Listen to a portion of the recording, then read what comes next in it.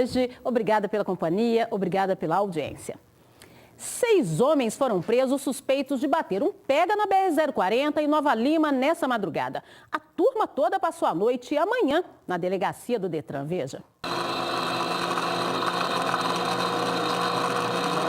As imagens do pega na BR-040 em Nova Lima foram gravadas de dentro desta BMW, que pertence ao empresário Felipe Girão Rabelo, de 30 anos. Nesta outra cena registrada na mesma rodovia, repare que o motorista muda em alta velocidade de pista para não bater na carreta.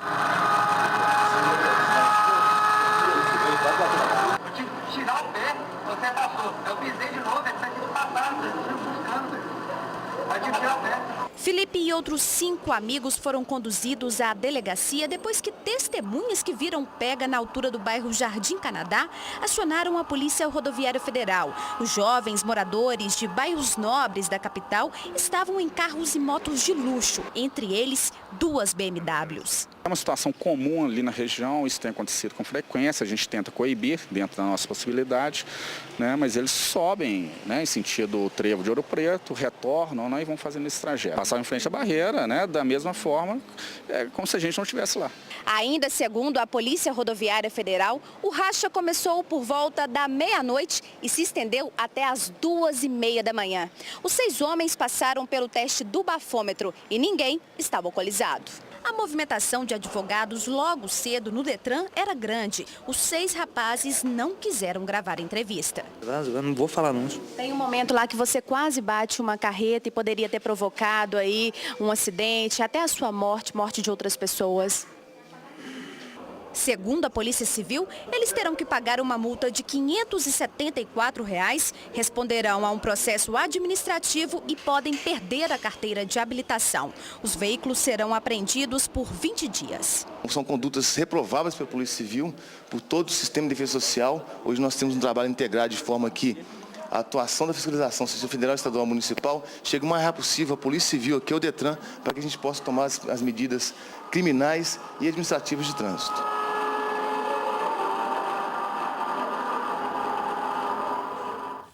Um jovem foi preso depois de tomar de assalto uma caminhonete importada para passear e, perseguido pela polícia, saltar do carro em movimento. O veículo desgovernado derrubou o muro de uma casa. O PM disse que o rapaz, sobrinho e neto de militares, falou que foi um roubo ostentação. Já ouviu falar? A cara é de bom moço, o visual também. Tênis e blusa de marca, tudo nos trinques. Mas não se engane, Fábio Henrique Salustiano, de 24 anos, foi detido após roubar uma caminhonete de luxo. Ele é parente de militares e contou à polícia que roubou o veículo importado só para passear. Ele é sobrinho de um sargento da ativa e neto de um oficial do Exército. Então ele preferiu, ele achou que o caminho da criminalidade seria mais fácil, né? Passou pra gente que agora é roubo ostentação, é roubar veículos caros e ficar curtindo com o veículo, né? Este homem é genro da vítima e viu o assalto. O que passa pela cabeça numa hora dessa? É que o cara vai apertar o gatilho, né? Então é uma situação muito tensa e o meu sogro infartou há 2 meses atrás e o medo de ele infartar ali de novo, né? Depois que a caminhonete foi levada por Fábio, a vítima ligou para a polícia. A PM identificou o veículo na Avenida José Cândido da Silveira e começou a perseguição. De acordo com os militares, quando o homem que roubou a caminhonete entrou nessa avenida do bairro Goiânia, ele abandonou o veículo e saiu correndo para tentar fugir do cerco policial. Sem ninguém ao volante, a caminhonete acabou atingindo o muro dessa casa. A frente do veículo ficou destruída. Essa senhora estava em casa e se assustou com o barulho da batida. Meu neto estava aqui na copa fazendo para a casa, meu neto corre e fala: vó, foi no nosso portão, vó. Aí que eu olhei na direção do portão e vi o carro já aqui dentro do meu portão. Mas foi muito barulho, um barulhão tremendo. E aqui nesse horário tem muita criança aqui na nossa porta. É um local legal para eles ficarem sentadinhos brincando, sabe? Aí nesse horário não tinha, graças a Deus, não tinha criança não. Mas para Fábio, o risco de ter abandonado uma caminhonete em movimento que poderia ter atingido crianças não faz a menor diferença. Fiquei com medo de morrer, eles atiraram, eu saí correndo. Então primeiro você, depois os outros? Primeiro você protege a si, né? psicopata completo, né? Porque imagina, criança andando para cá e para lá. E a gente vive, na verdade, um estado de sítio, né? A gente vive hoje refém da violência. A gente está andando na rua, mas a gente não sabe a que horas que vem a abordagem e a que horas que vem o tiro, né? Cara de pau, rapaz, né? Olha, gente, um jovem apreendido pela morte de um funcionário público em janeiro deste ano fugiu durante um passeio em que era monitorado por agentes socioeducativos em Rio Acima, na região metropolitana da capital. Um outro adolescente também escapou. Eu fui conferir essa história pessoalmente. Veja os detalhes. O jovem estava internado neste centro educativo na região leste de Belo Horizonte. Gustavo Felipe Salles cumpria medida determinada pela Justiça pelo assassinato do funcionário público Cristiano da Assunção Costa. O homem de 34 anos foi atingido por 2 tiros durante um assalto no bairro Buritis, região oeste da capital.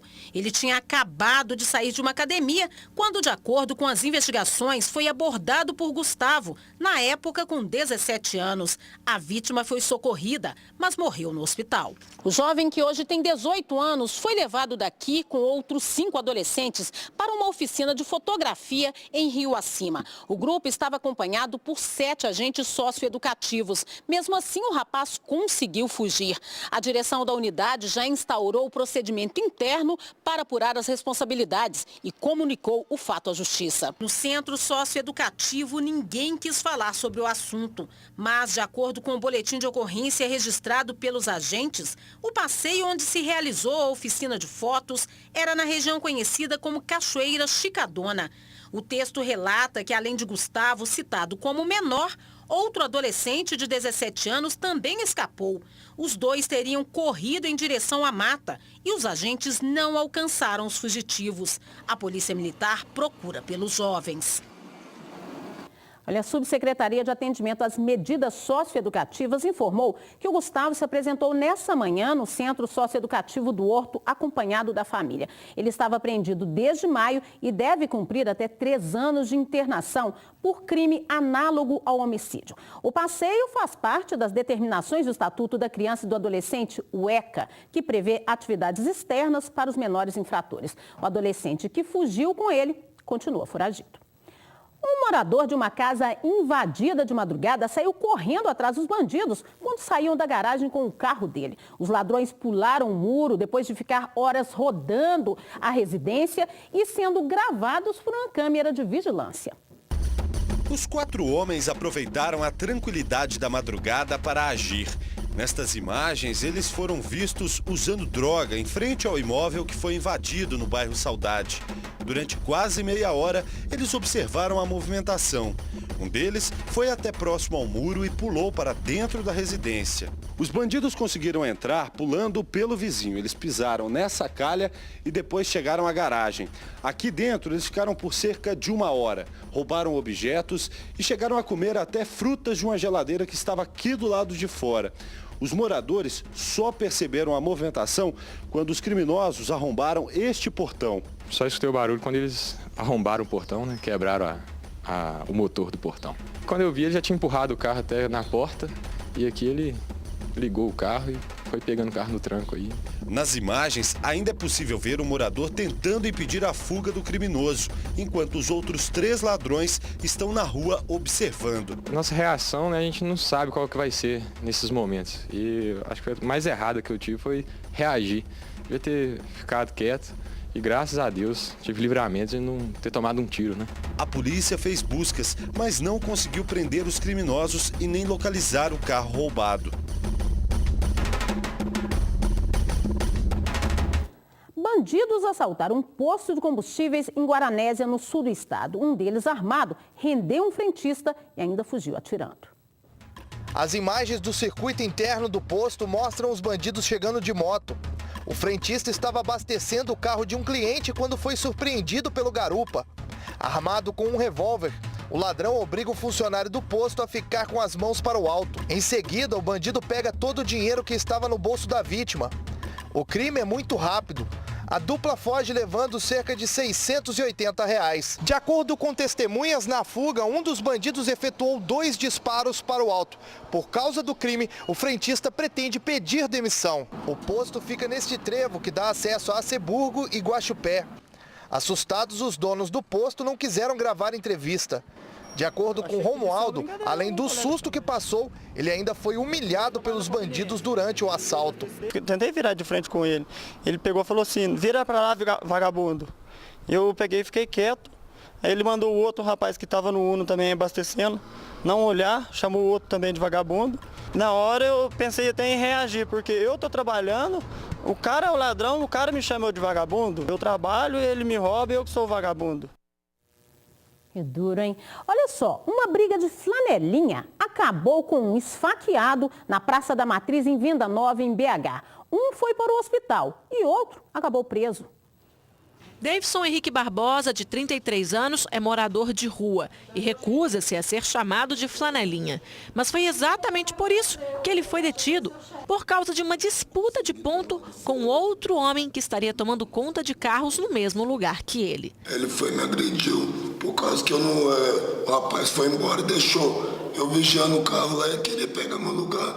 Aí nós desentendemos, ele foi, pegou a faca, ele isso aqui, aí eu consegui dominar, tirei, dei uma facada nele.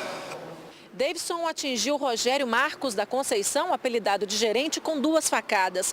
Uma na cabeça e outra na perna. Pessoas que passavam pelo local viram a briga e chamaram a polícia. A PM prendeu um morador de rua e levou a vítima para o Hospital Risoleta Neves. Rogério passa bem. A briga aconteceu aqui, nessa praça em Venda Nova, lugar movimentado durante o dia e dominado pelos moradores de rua à noite. Olha, gente, o Rogério Marcos da Conceição está internado no Hospital Risoleta Neves. Ele teve os ferimentos suturados e, felizmente, não corre risco de vida. Vamos ver agora como está o trânsito na capital. As câmeras da BH Trans mostram imagens ao vivo agora do complexo da Lagoinha. A gente vê aí que o trânsito está tranquilo neste momento, sem congestionamento, o motorista aí, felizmente, uma sexta-feira bem tranquila. Agora, câmeras mostram a Avenida do Contorno com Tereza Cristina, também trânsito bem tranquilo nos 2 sentidos. Nós vamos ver agora a Avenida Nossa Senhora do Carmo com contorno, aí sim o trânsito bastante intenso, principalmente no sentido bairro Savassi, no sentido aí descendo Nossa Senhora do Carmo em direção a Savassi, mas felizmente não há problemas maiores ali na região. Continua as imagens de Nossa Senhora do Carmo, congestionamento um pouquinho ali, né, gente? Olha só, o irmão da motorista de ônibus morta na queda do viaduto Guararapes, na Avenida Pedro I, em Belo Horizonte, ganhou um coletivo novo da construtora responsável pela obra. Ele começou a rodar nessa semana. Uma retomada cheia de tristeza. O ônibus novo devolveu à família apenas o direito de seguir em frente para garantir o sustento. Já o prazer que Tiago sentia durante o trabalho, isso não volta mais. Eu venho trabalhar porque eu tenho que trabalhar, mas querer trabalhar mesmo, eu não queria voltar a trabalhar mais não. Tiago revezava com a irmã que dirigia no período da tarde. Agora ele faz o trajeto o dia inteiro. As lembranças da minha irmã que eu tenho é sempre lembranças boas, né? Porque minha irmã era uma pessoa sempre alegre. É triste de passar, fazer tudo que eu e minha irmã sempre fez. Saber que ela não está mais aqui é complicado. Ana Cristina Santos morreu em julho deste ano, atingida pelo viaduto que desabou na Avenida Pedro I. O motorista de um carro também morreu esmagado. 23 pessoas ficaram feridas. Agora a gente está passando bem perto da área onde o viaduto desabou.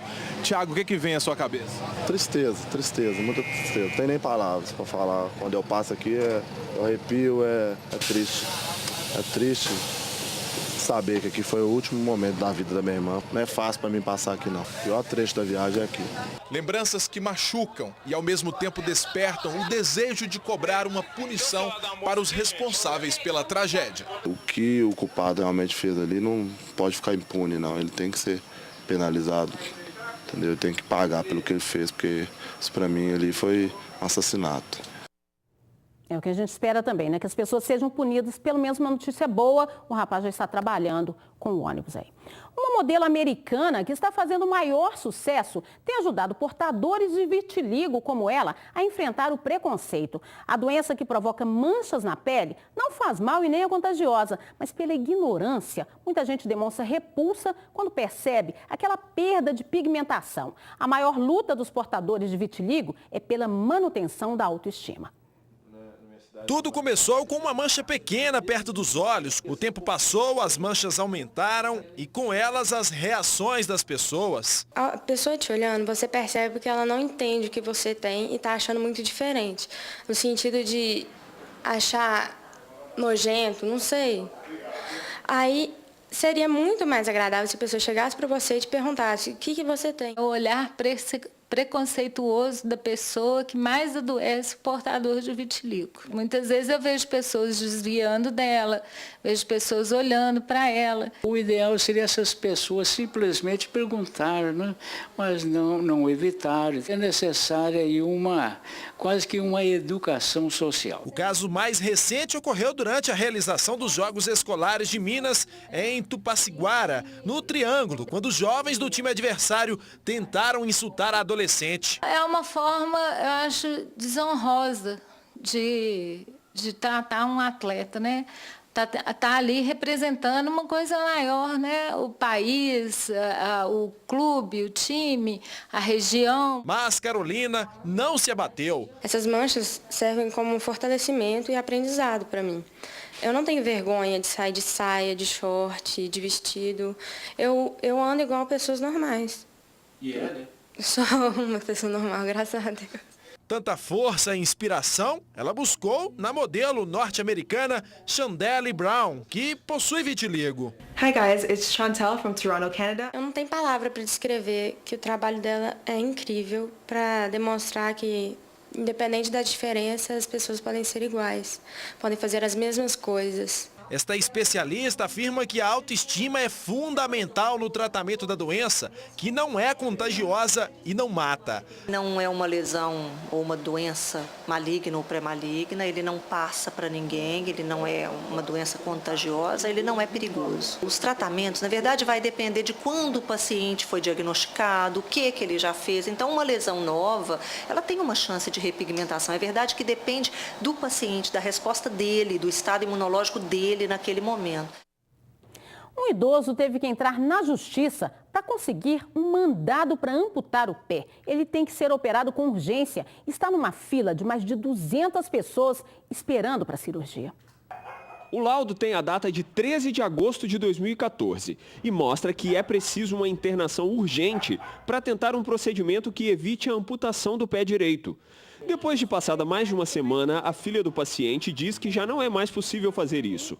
Agora a luta é para fazer a amputação antes que a situação fique ainda pior. Pela situação dele, teria que amputar o pé direito, porque ele deu trombose. O pai dela, Auri Pedro da Silva, de 64 anos, está internado no Hospital Dr. João Penido, em Juiz de Fora, desde que teve um acidente vascular cerebral. Meu irmão foi lá na ouvidoria, conseguiu o mandado judicial, foi assinado no mesmo dia. A Santa Casa foi notificada, porque ela é o único hospital que faz essa cirurgia, foi notificada no mesmo dia, na parte da tarde, e eles alegaram não ter leitos. Você chega lá, ele está gemendo de dor, chorando de dor, e eu não tenho mais aonde recorrer. Eu já fui em todos os lugares, já bati em todas as portas, sabe? E ver ele naquela situação é muito triste. No dia seguinte à procura, um mandado de segurança foi expedido pela Justiça em nome do paciente. O documento determina a internação imediata para o procedimento. De acordo com o andamento do processo, a Secretaria de Saúde de Juiz de Fora foi notificada. O nome do paciente foi colocado numa lista de espera na Central Única de Vagas do SUS. Mas, de fato, nada mudou. Deixa eu te falar, vocês não têm uma previsão para quando isso vai sair, não? Já tem uma semana praticamente que está aí esperando. Olha, infelizmente eu não posso te dar nenhuma previsão porque não depende da gente, depende do hospital disponibilizar a vaga. Ela foi orientada a procurar ela mesma a Santa Casa de Misericórdia, instituição credenciada pelo SUS para fazer o procedimento. Mas por que a Santa Casa ela nega? Ela fala, o que ela fala? Porque, nossa, mais de uma semana é possível que não desocupou nenhum leito.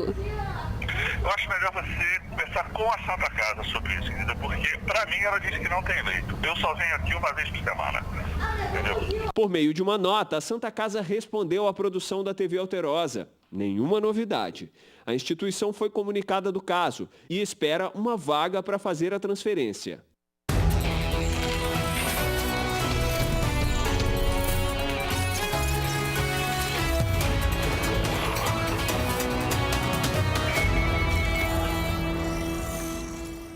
No dia das eleições, o eleitor que estiver fora de sua cidade pode justificar a ausência em qualquer lugar de votação, das 8 da manhã às 5 da tarde. Deverá ter o número do título de eleitor, um documento de identificação com foto e o formulário de justificativa preenchido. Se o eleitor não justificar no dia das eleições, tem até 60 dias para isso. Até 4 de dezembro para o primeiro turno e até 26 de dezembro para o segundo turno. Pode ir a qualquer cartório eleitoral apresentando documento que justifique a ausência, por exemplo, atestado médico. Caso não tenha votado porque estava no exterior, o eleitor tem até 30 dias a contar do seu retorno ao país para justificar e deve apresentar cópia do passaporte e de documento que comprove a data de saída e de regresso ao país, como as passagens. Se o eleitor deixou de votar no primeiro e no segundo turno da eleição, terá de justificar sua ausência para cada um separadamente, obedecendo às regras e prazos. O eleitor pode justificar a ausência às eleições tantas vezes quantas forem necessárias, mas deve estar atento à eventual realização de revisão do eleitorado no município onde for inscrito, o que poderá levar ao cancelamento de seu título eleitoral. E o Vroom deste domingo tem dicas para lavar o carro que pegou maresia no litoral. Veja. Olá, boa tarde. Você viajou de férias para a praia ou mora em uma cidade litorânea? Então preste atenção nas dicas que a Estefânia vai te dar. Eu vou mostrar para vocês quais os cuidados para livrar o carro dos males da água salgada e da areia. O Emílio foi até São Paulo para ver de perto a nova geração do Mercedes-Benz Classe C. E o Enio testou a Volkswagen Saveiro Cross 1.6, uma picape esperta e bem equipada. Então a gente se vê domingo às 8h30 da manhã. Um abraço. Gente, eu vou tomar uma aguinha só e volto já, não saia daí. Voltamos para te contar que um apostador que diz ter acertado os números da Mega Sena acumulada em 16 milhões de reais e perdido o bilhete, tenta, através da justiça, botar a mão no prêmio. Ele é mineiro de Uberlândia, onde o caso está dando o que falar. A aposta foi registrada nesta casa lotérica. O prêmio de 32 milhões de reais foi dividido com uma pessoa de Santo André, São Paulo, e um apostador de Uberlândia que simplesmente perdeu o bilhete. Agora, o suposto ganhador da Mega Sena busca na Justiça Federal o direito de receber os mais de 16 milhões de reais. Ele disse e tem convicção disso, que jogou o bilhete fora, porque ele havia saído o sorteio da primeira vez e como ele não havia ganhado, ele falou, não ganhei, a esposa dele fez uma faxina na casa dele e acabou jogando esse bilhete fora. O apostador de Uberlândia tenta provar que é o dono do prêmio. Ele fez um protocolo perante a Caixa de requerimento das imagens da casa lotérica e também da apresentação do bilhete premiado. E porque através dessas imagens e da horário e a data do que foi feito o bilhete, ele vai poder comprovar com outras provas também que ele esteve no hipermercado, esteve na casa lotérica, no horário e nos dias. O suposto ganhador só procurou a advogada no início deste mês. Fez com que a gente acreditasse também na história dele. Se os 16 milhões de reais tivessem sido aplicados na caderneta de poupança, desde a data do sorteio do prêmio até hoje, o rendimento seria de aproximadamente 100 mil reais. Segundo o presidente do Sindicato dos Lotéricos de Uberlândia, o Sindilote, ao menos 10 pessoas já procuraram a lotérica alegando ter perdido o bilhete. O jogo é muito bem feito, ele é muito restrito, então dificilmente essas pessoas terão sucesso, né? Tomara que aquele que realmente perdeu o prêmio, né, que possa realmente provar com a verdade e receber o prêmio, porque o que mais a gente quer, os lotéricos querem, é fazer o pagamento do prêmio. Né? Nas ruas de Uberlândia, muita gente não acredita. Difícil explicar isso, né? Como perder um bilhete assim? Uai, aí perdeu o dinheiro também, né? Sem bilhete, como que vai receber? Como é que vai contar essa história, hein? Difícil pra ele. Hoje não é fácil, né? Nem R$1.000, quanto mais 16 milhões. Aí lascou, ué. Coitado dele, né? Tem que apostar outra vez, quem sabe a sorte tá do lado dele novamente, né? Agora a gente tem a propaganda eleitoral gratuita, mais notícias na nossa segunda edição, 6h10 da noite. Muito obrigada pela audiência, pela companhia e boa sorte para esse rapaz, se ele for mesmo o dono da bolada. Tchau.